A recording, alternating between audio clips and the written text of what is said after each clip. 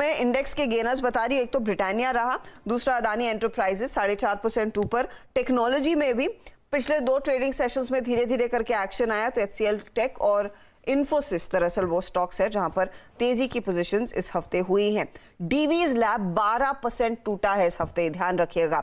लगातार पिछले हफ्ते से सेल साइड की पोजीशंस कंटिन्यू हुई, 12% इसने अंडर परफॉर्म किया। 4% टाइटन नीचे, बजाज फिनसर्व, पावर ग्रिड ये दूसरे काउंटर्स थे मंदी की तरफ, ये वो लूजर्स हैं इस हफ्ते के। चलिए आते हैं, क्लोजिंग आपकी स्क्रीन पर पेश हो रही है 18,357 के लेवल्स, तो रफली डे हाई के करीब ही हम इस समय जाकर टिकते हुए दिखाई देंगे। एक बहुत बढ़िया मूव देखने को मिला है, विदेशी बाजारों की रैली का फायदा भारतीय बाजारों में मिलता हुआ। निफ्टी बैंक आज का आउट परफॉर्मर, 550 पॉइंट की बढ़त पर टिकता हुआ, 1.5% तक की तेजी। बैंकों के साथ साथ टेक्नोलॉजी का एक बड़ा योगदान रहा है आज के इस पुल बैक में। 4% ऊपर निफ्टी का आईटी इंडेक्स, धमाकेदार खरीदारी यहां पर हुई है और मिड कैप्स के साथ साथ दिग्गज दोनों ने दरअसल पार्टिसिपेट किया है इस पर्टिकुलर तेजी में। कुछ न्यू इकोनॉमी स्टॉक्स आपको दिखा देते हैं जो आज खबरों में थे।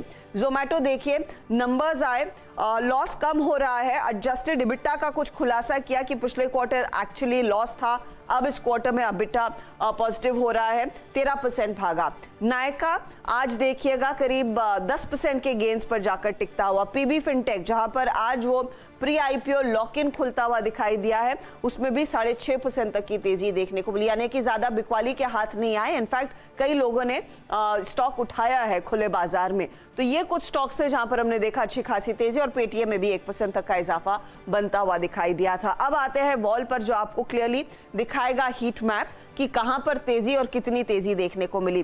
कल ये पूरी स्थिति उल्टी थी, गिरने वाले शेयरों की संख्या ज्यादा थी, बढ़ने वालों में कम स्टॉक्स थे। लेकिन आज देखिए बढ़त का दिन, HDFC और HDFC बैंक दोनों आउट परफॉर्मर्स, 1600 के ऊपर टिकता हुआ HDFC बैंक और यहां पर 6% की तेजी HDFC में।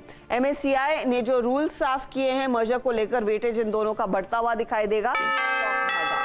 Infosys, take Mahindra, HCL take, TCS, ये सभी वो 4 दिग्गज जहां पर हमने देखा तेजी, और यहां पर विप्रो जो 400 के आसपास जाकर टिक रहा है, मोमेंटम इधर भी था। मेटल कंपनियों में खरीदारी हिंडाल्को, टाटा स्टील की अगुवाई में होती हुई दिखाई दी। अपोलो हॉस्पिटल्स के नतीजे अच्छे, तो वहां पर तेजी का रुझान। आज रिलायंस इंडस्ट्रीज का साथ था तेजी में, करीब 2% ऊपर, 2630 पर वो टिक रहा है काउंटर।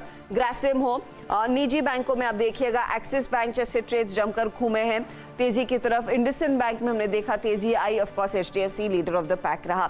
आयशर नहीं चला, हीरो मोटो, M&M में हमने देखी थोड़ी बहुत मुनाफा वसूली बनती दिखाई दी है। तो ये इनफैक्ट वो स्टॉक्स जहां पर हमने देखा है सेल साइड की पोजीशंस और तेजी की पोजीशंस।